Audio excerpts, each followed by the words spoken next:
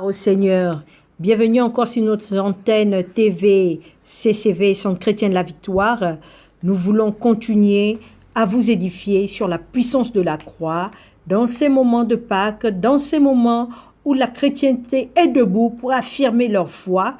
Nous voulons vraiment que vous puissiez comprendre l'œuvre de la croix, la puissance de la croix par rapport à ce que Jésus a fait pour toi, a fait pour moi. Bien-aimé dans le Seigneur, j'aimerais te parler d'une autre vertu de la croix, du fait que Jésus soit passé par la croix. Et j'ai intitulé ce message, bien sûr, la puissance de la croix.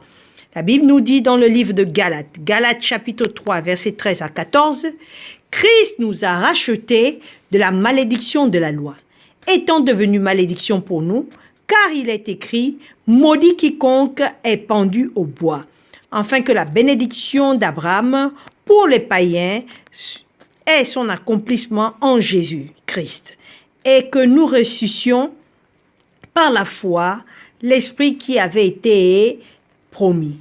Quand Christ est suspendu à la croix, il est en train de briser une malédiction, la malédiction.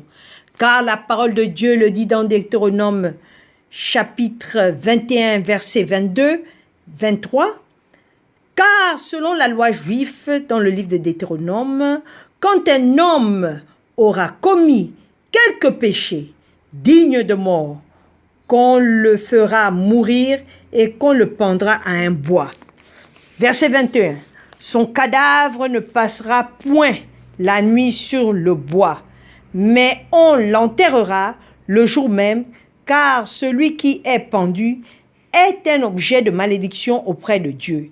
Et qui ne souillera point le pays que l'Éternel, ton Dieu, te donne en héritage. » Ainsi, quand Jésus mourut, il nous a rachetés de quelque chose. Il nous a rachetés de la malédiction de la loi.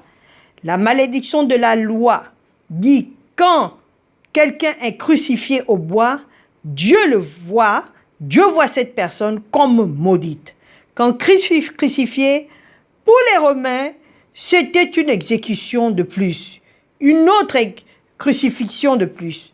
Mais pour les Juifs qui regardaient ou qui passaient, ils pouvaient dire « cette personne est maudite ».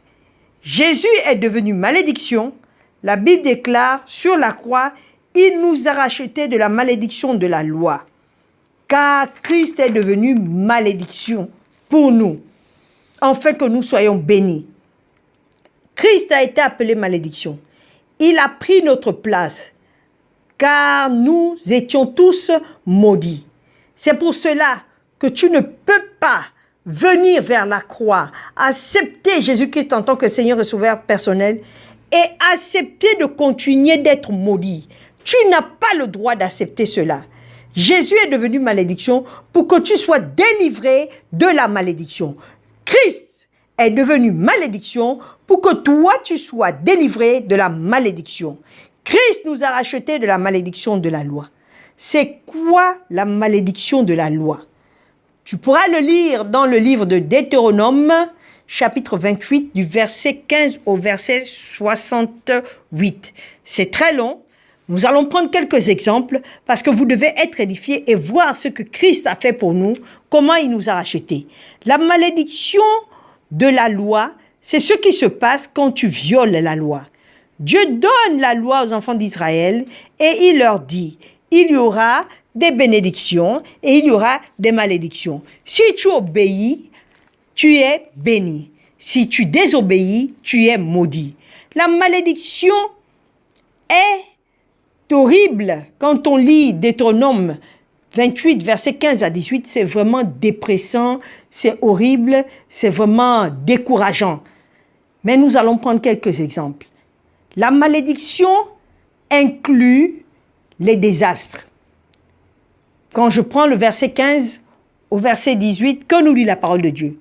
« Mais si tu n'obéis point à la voix de l'Éternel ton Dieu, si tu n'observes point et ne mets pas en pratique tous les commandements et ces lois que je te prescris aujourd'hui, voici toutes les malédictions qui viendront sur toi et qui seront ton partage. Tu seras maudit dans la ville, tu seras maudit dans les champs. Ta corbeille et ta huche seront maudits.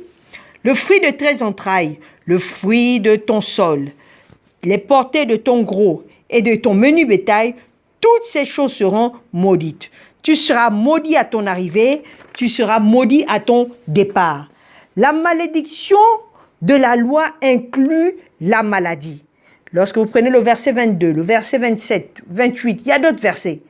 L'Éternel dit, l'Éternel te frappera de langueur, de fièvre, d'inflammation, de chaleur brûlante, de dessèchement, de jaunisse, de gangrène, qui te poursuivront jusqu'à ce que tu périsses. La maladie est une malédiction. La mort prématurée est une malédiction. Christ nous a rachetés de la malédiction de la loi. Bien-aimé, la malédiction de la loi inclut la défaite. L'Éternel te fera battre par tes ennemis. Tu sortiras contre eux par un chemin et tu t'enfuiras devant eux par 7 chemins. Tu seras vagabond dans tous les royaumes de la terre. Bien-aimé, la défaite contre tes ennemis et l'instabilité est une malédiction de la loi. La loi, bien-aimé, la malédiction, c'est aussi quand tu es cocu, quand tu vis l'adultère, côté homme ou côté femme, c'est une malédiction. Bien-aimé, quand tu lis le verset 30, tu vas même construire une maison, mais tu ne dormiras pas dedans. Tes enfants seront captifs physiquement, spirituellement, auront des blocages, des soucis, des problèmes, à ne pas en finir. Verset 41, ça c'est la malédiction de la loi. La malédiction de la loi aussi nous parle de la domination des étrangers. Il dit au verset 43 de Deutéronome 28, l'étranger qui est au milieu de toi s'élèvera toujours plus au-dessus de toi. Et toi, tu descendras plus bas. Verset 44, il te prêtera et tu ne lui prêteras point. Il sera la tête et toi tu seras la queue. Lui sera devant mais toi tu seras derrière. C'est une malédiction de la loi. La malédiction de la loi, c'est le déshonneur. Bien-aimé, jamais, au grand jamais, n'accepte la malédiction de la loi dans ta vie. Ne trouve pas certaines situations de ta vie normale. Bien au contraire, bien-aimé, au travers de la croix, tu as accès à la délivrance de la malédiction de la loi. N'accepte plus la malédiction dans ta vie. Ne dis pas dans certaines situations, oh c'est normal, ce sont les choses de la vie. Non, ce ne sont pas les choses de la vie, c'est la malédiction. Christ t'a racheté de la malédiction de la loi. Et tu es racheté de la défaite. Je le proclame et je le confesse. Je décrète que tu es racheté des désastres. Tu es racheté de la maladie. Tu es racheté de la domination étrangère. Tu es racheté des dettes. Tu es racheté des adultères.